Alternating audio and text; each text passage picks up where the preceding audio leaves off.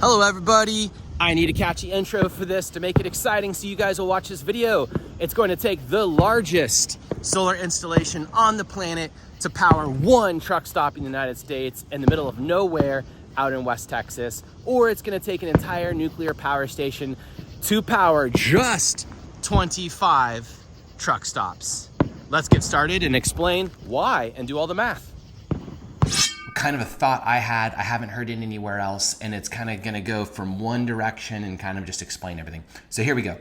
The thought is, one, you can't have all cars go electric, and here's why. So to start with, currently the fleet of electric cars in the United States is like 1 to 5%. It's probably way lower than that. It's probably somewhere around 2% of new cars to maybe 5%, but including old cars and 18-wheelers or anything else, it's probably way down at 1% or less. We're not going to verify all this or really talk too much about it, but you can kind of get that. Now, the average battery pack for a modern electric car is 65 kilowatts to 100 kilowatts.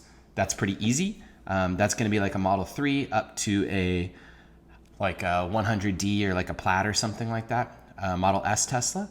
And the biggest battery packs that are out there right now that you can buy is like the EV Hummer with a 200 kilowatt pack, which they're probably losing money at, but no, doesn't matter really what we're talking about. And then when you look at ranges of electric cars, something in this range of 100 kilowatts to 65 kilowatts might state that it's 300 to 400 miles of range, but in reality, you're probably going to get something like 300 miles of range or something like that, or 280. It's typically, if it's a Tesla, way under what they say it's going to be, and if it's something like a Porsche Taycan, it's over. This GM truck is going to be at 200 kilowatts, and we're going to get to the point in a second, guys. 200 kilowatts for the EV truck from GM, the Hummer.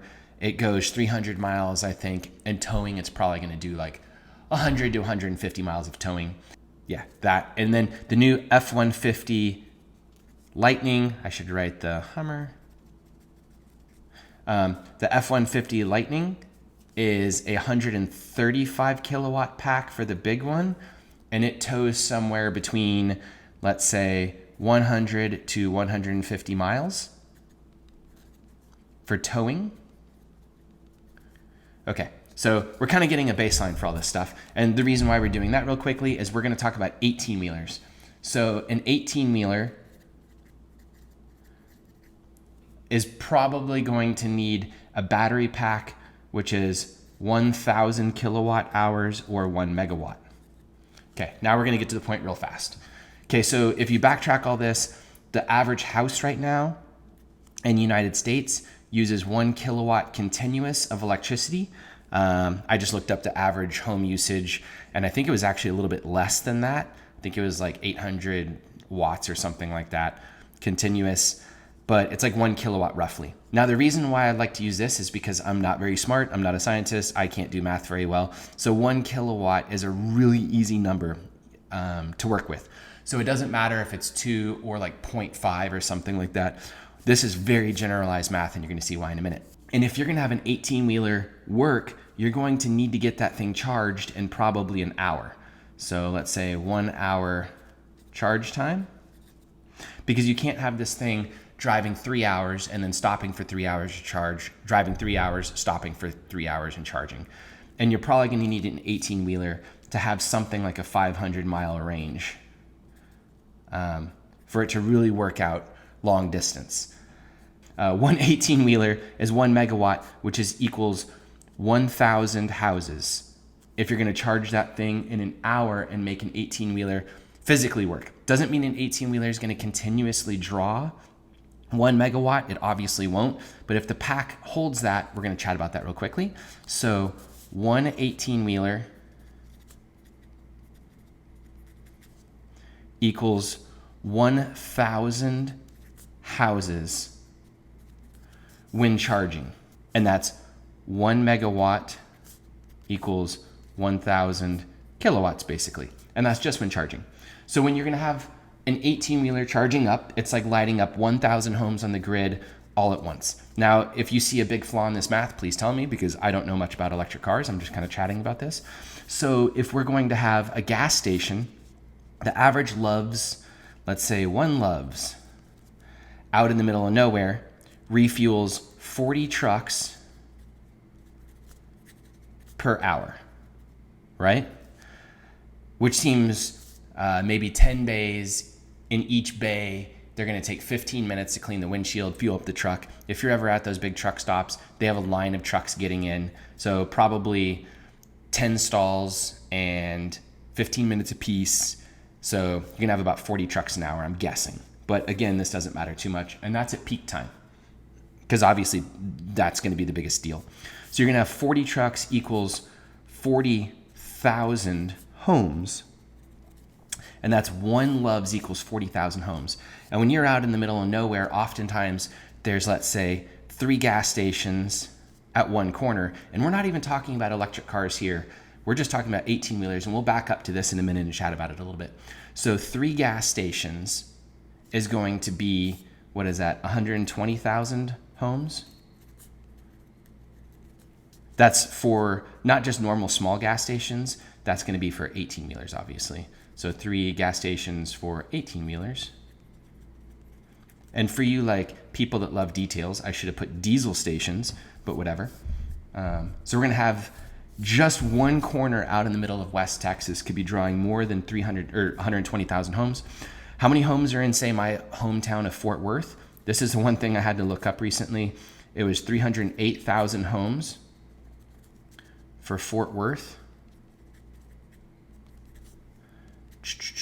So all this stuff starts to look really crazy. This is one of the reasons I don't think you've seen any type of electric 18-wheelers released yet, because they're probably just some marketing scam. And that doesn't, not marketing, but more like stock market scam, pump and dump thing.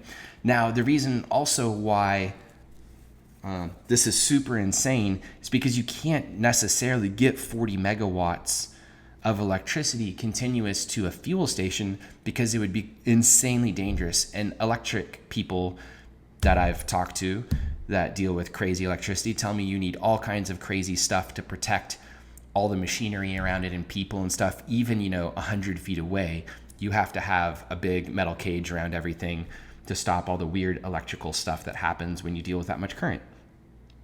All right, so now, why can we charge some electric cars right now and the grid takes it, but it's not going to take it when we do this? Well, the first thing to talk about is pretty much all electric cars are right now in this, I should have put kilowatt there, is in this range.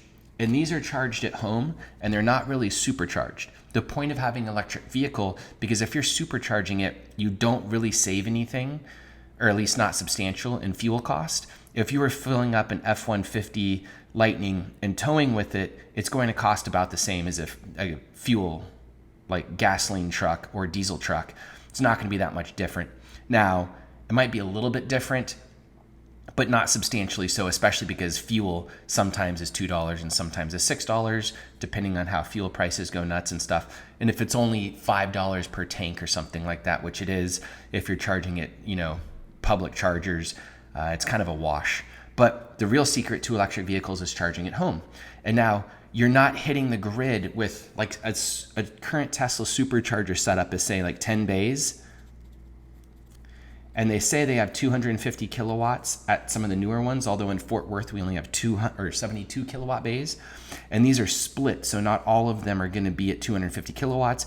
Maybe 5, or if you pull in, they're split. So if your one bay is being used, that is at 250 kilowatts. And if somebody pulls into the one next to you, it drops substantially down to, I don't know, let's say 125, but I'm sure it doesn't do that like that.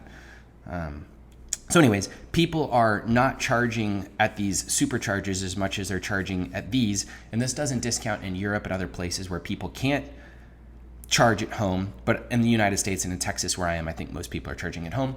And a normal charging setup at home is probably 10 hours to, say, 70 hours on a home charger setup. And that means they're not hitting the grid so aggressively like hooking up 18-wheelers with a mega charger would. which is just bonkers. So these are kind of just like blended into the grid, and it's not too big of a deal, and the grid isn't seeing them so harshly because they're not getting charged like that. But if you come over here, you actually do probably hit something like a megawatt, a single megawatt off of a Tesla supercharger. I should circle this to make this look more complicated. So like one supercharger setup is drawing a megawatt, which is like 1,000 homes, which again, and obviously homes can go up and down and can spike and stuff when it's hot out. So maybe sometimes they're drawing 7 kilowatts or something like that. But you could be drawing off one supercharger network, like gas station, whatever, that only does cars and only does a tiny fraction of cars, because Fort Worth only had one supercharger thing, and we have a pretty large population of, I don't know, 1 million people or something like that, depending on how you count all the suburbs. And we only have one like 10 bay supercharger thing, and only goes up to 72 kilowatts. So obviously all the Tesla owners are not using that. They're using at home charging because it's a fraction of the price. I think it's probably 12 cents per kilowatt hour in Texas versus like 50 something probably at a public charger.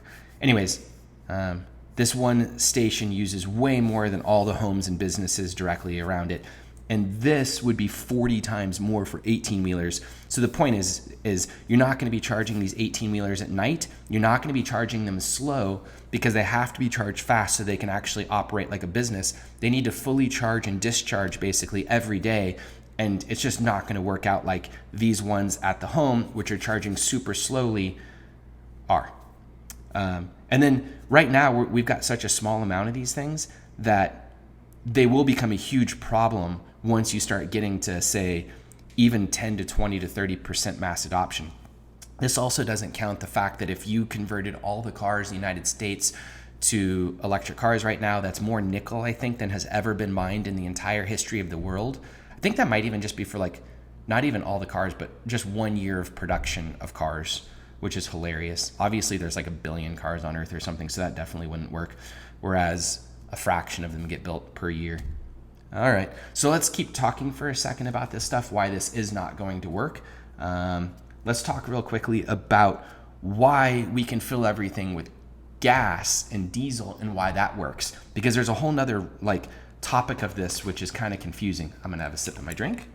A lot of people might not have much experience with electric cars, so let's first say we have a car, and let's say we have a charger, and let's say we have a battery pack, and let's say we have like the grid. Now, people say, like Tesla, that you're going to want a battery pack at these charging stations, and then you're going to want a charger, and you're going to want a car, and you're going to want the grid.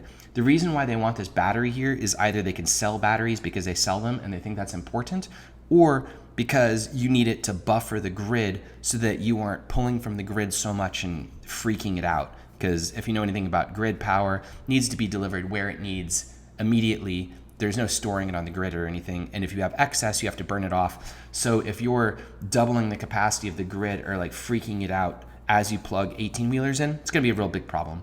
So you need to smooth that out with some type of capacitor or like a battery or something like that to smooth out the load. And then the grid, the charger, the car. Well, so let's say we have a 100 kilowatt pack here.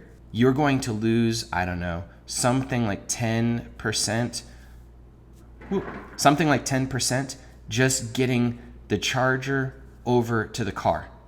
Now, that's losses in the charging, so you're actually going to be putting in, and this could be as high as 20, depending on the temperature outside, could be lower, but let's say 110 kilowatts at that point, maybe a lot worse. If you're putting it into a battery and then from the grid as well and transitioning it, I'm guessing you're going to lose like something like 20% over here, and suddenly you start looking at like, I don't know, you're suddenly needing 130 kilowatts to charge a 100 kilowatt car, which isn't the worst thing in the world until you start looking at that if that was a megawatt and you start needing 1,300 kilowatts to charge an 18-wheeler that has a 1 megawatt pack. So it starts to get kind of crazy. And the reason why this is a big deal is because now if you look at, people say that electric cars are like 100% efficient. or 90 something percent efficient at turning this electricity from the battery pack into the electric motors and driving you down the road. But there's a bunch of catches with that. And the reason why they bring that up all the time is if you have gasoline, let's say gas, or diesel, let's just put a D there for diesel so you don't have to wait so long. You're going to have something like 20% efficiency getting the gasoline into motion going through an engine because a bunch is lost out the exhaust and stuff. And maybe this is 30%. Who knows? It's all over the place. Diesel's way more efficient than gas, but these are just really easy numbers so I can do stuff.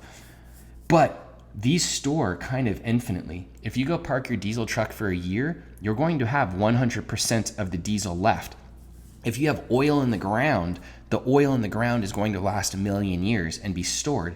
You're not going to lose it. Whereas off the grid, it needs to be consumed immediately once it gets into a battery. So let's go down and say a battery. A battery, if it's stored in 32-degree weather, for instance, Fahrenheit, you're going to probably lose something like 2 to 5% of that battery per day continuously. So if the battery pack sits outside for, say, 30 days, it's going to be 100% depleted. 30 days, probably max, sitting at those type of temperatures, and it might be way, way lower than that. And to put that into practice, that means if you put 100 kilowatts into this pack, actually takes you 130 kilowatts, let's say, if you've charged it. And then in 30 days, it will be 100% empty. But it gets weirder than that. So like, let's say we're going to the airport. Ooh, let's draw a little tiny house because that makes no sense. And we'll call it airport parking. Airport parking. This is great. So anyways, you head to the airport and you park your car there long term. By the time you get there, you have 70% of your battery because it's 32 degrees outside and you have, let's say, a 35 mile or 40 mile drive. You need to get back home with a 30% charge, or you need to stop at some type of charging thing before you get home. But the problem is you're gone for 14 days. And in that 14 days, you're probably going to lose somewhere like 30 to 60% of your overall battery. And you're going to be getting really close to 100% empty and having a completely dead car when you get back after just 2 weeks. So, and it depends on the brand of car and a bunch of other things, or the temperature inside the storage of the thing, or I don't know, a million other things. But these things are super inefficient at actually holding a load, whereas gasoline and diesel store for an incredibly long period of time. People say gasoline might only last for a year or two, but in reality, it lasts a lot longer than that. Diesel lasts a lot longer than that as well. And oil in the ground lasts basically for infinity.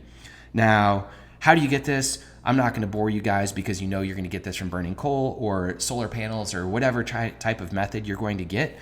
But there's no such thing as free energy except maybe oil. And oil is incredibly cool for a bunch of reasons. The shitty part is it's not super efficient at getting out of anything. However, the oil sits in the ground for literally an infinite amount of time, and it was basically solar powered. So oil is literally solar energy, which is super cool, and it happens naturally. It stores naturally. It's insanely good. It's probably, depends how you count it, but probably since a Hummer EV, oh my God, my handwriting, let's say, is 9,000 pounds. I have an actual Humvee outside, because if you know my channel, I own one. That weighs 5,200 pounds. And since my Humvee has 16 gallons of fuel in it, or it's probably more like 18, that is probably, let's say it's 9 pounds per gallon. I forget, like 8.7 pounds per gallon or something like that. Let's just round it up to 10 to make it super easy. What is that, 180 pounds? The gas tank is plastic. It barely weighs anything. But maybe let's say 200 pounds for all that. Might be more. I could round up and I could go up another 50 pounds. It doesn't matter. Let's say 250 just for the hell of it, since the gas tank is held up by straps and stuff. But that gas tank is crazy plasticky and lightweight and like see-through. It's crazy. Lower bidder for the military type thing. And The Hummer EV has like a 2,700 pound battery, could be as high as 3,000 pounds to move the thing 300 miles. And my Hummer probably gets 14, or my Humvee gets about 14 miles a gallon because it's a diesel and it's more efficient than you would think, although it's a 3-speed transmission. So it probably goes in the same range. So to move these two vehicles, you need at least 10 times, maybe more, of the weight to do that. So you can see oil is actually pretty freaking amazing, especially since it's somewhat solar powered, because it's not nuclear or anything. The only super shitty thing is you have carbon emitted. So anyways, that's all that. You can see that it's very difficult for batteries to compete with all that. You can see that if we jump back, this whole load on the grid and stuff isn't going to work anyways, because you suddenly get to the point where in Fort Worth, we must have, I did not look this up, but we have to have, let's say, more than 100 gas stations. Of that gas stations, probably 80% of them are for small cars. Let's say 20%, this is completely random, for 18-wheelers. 18-wheelers are big truck trailer combos, by the way, for commercial use. Anyways, this is way more than this number for the load on the whole system. And we already have brownouts and blackouts and all that stuff in Texas, so we don't have to argue about all that. But the point of this is just to see how insane this is and why we don't actually have electric trucks. And for another 2 minutes, just since we're already here, to explain about electric trucks, if you're going to have, go back here, if you're going to have an 18-wheeler needing to carry literally, I don't know, probably 15,000 pounds of batteries or something like that. What was the number? This car has a 200 kilowatt pack. So let me do the math. At least 14,000 pounds for the battery probably pack. So whereas this is going to require way less fuel, you start removing you start removing available weight to tow with. And they actually just legally, I think, upped, I don't know if it's state by state or how it goes. I think it was a federal law that actually upped the available weight, because an 18-wheeler is like 80,000 pounds. I think they upped it to like 86,000 pounds to account for some of this, but you're just not going to make that up right now. Not to mention the cost of these battery packs would be insanely expensive and more than the entire cost of that thing. Oh, also something funny. Let me look this up. How many batteries? Yeah, so I just looked up and it looks like a P100D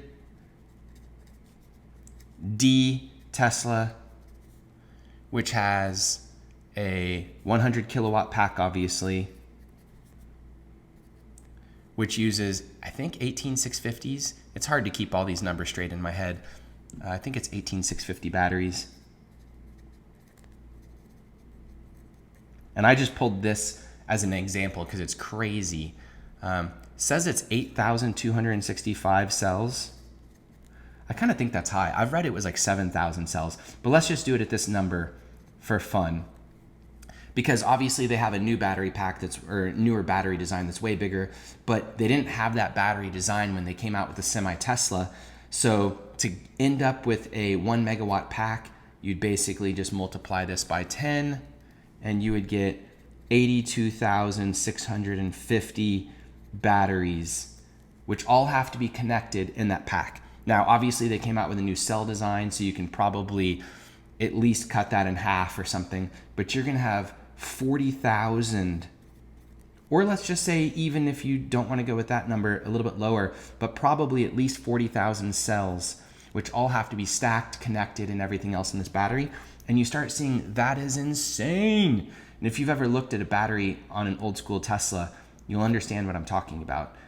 And this thing it's just gonna be simply crazy, epically heavy and nuts. And this is my TED Talk. This is why you're not gonna see 100% of the vehicles go electric on the grid. There's no way they're actually going to recycle the batteries they said they're going to. There's no way they're going to actually be able to get as much nickel as they say they're going to. There's no way that, they can't even scale right now up to 10% without having massive problems with raw materials.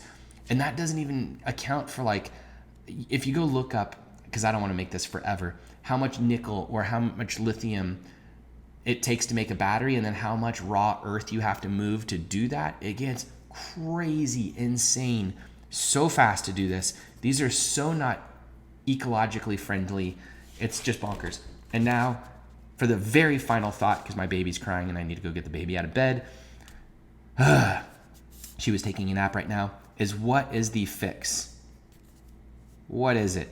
The only fix is people think it's a gas vehicle after this conversation. Some people might think it's an EV. A typical EV like Model S is literally 5,000 pounds. Mercedes is that much too, but like the 5 Series is like, let's say 3,800 pounds. Both of these are incredibly inefficient. And I was running around in Utah recently with some friends, and they drive literally 45 minutes each way from their house to go get food every meal. So they're in the car 2 hours a day, and it's just so crazy inefficient the way most people live. The real answer is for people to probably just like live in really dense cities and not live in houses that are spread out huge. Everybody lives in one place. They don't need a huge metal box that is half of their income a year or their whole income, and they have to finance it and everything else. And they just wouldn't need these energy requirements or these raw natural resource requirements or whatever it wants to be able to live. They would live in a sustainable manner where people are not urban sprawled to the moon, and they don't have yards, and they don't have, like, everything would be walkable. They wouldn't have a long commute. They would live in some place like New York City or Tokyo or whatever. And that sounds like a living hell to a lot of people. And Texans, I know, absolutely don't want that. So I think this is a completely unfixable problem for the moment. You are simply not going to get everybody onto some solar car, I don't think, in the near future. You are not going to be able to keep them on fuel, let's say, for 200 years. I think everybody can agree that we'll probably run out of fuel after a few hundred years, so it's not a long-term fix when you think about how long society's been around. I just think that both of these things are probably unsustainable. And that sucks because this is a race car channel and we're going to YOLO ourselves to the grave. And there is no fix. It's depressing. All right. That's all. Thanks, guys. Fake TED Talk. I'm done. Bye. And since this is actually a race car channel, we have an upcoming event in MSR Houston, May 21st and 22nd of 2022. And thank you to all the sponsors, including BC Racing, Coilovers, What Monsters Do, NK Wheels, Valino Tires, ECU Master, and KBD Body Kits. Thank you, sponsors. See you guys next event. Bye. So after editing this video, I just figured out, because I didn't have a script or anything, I could have actually just gone and calculated how many cars are in Fort Worth, how many 18-wheelers and all this stuff, and tried to figure out their load on the grid versus the houses and how much more that would affect the grid. I kind of did it just by diesel station because it was so much easier in my head and a lot more easier for the math. More easy for the math? Anyways, I just think I could probably have done a better job with this, and I might have actually realized that the actual consumption from all the vehicles might be 2 to like 5 to 10 times more than the actual grid sees right now. I have no idea. If anybody wants to do that math, please do it and show it to me. Thank you.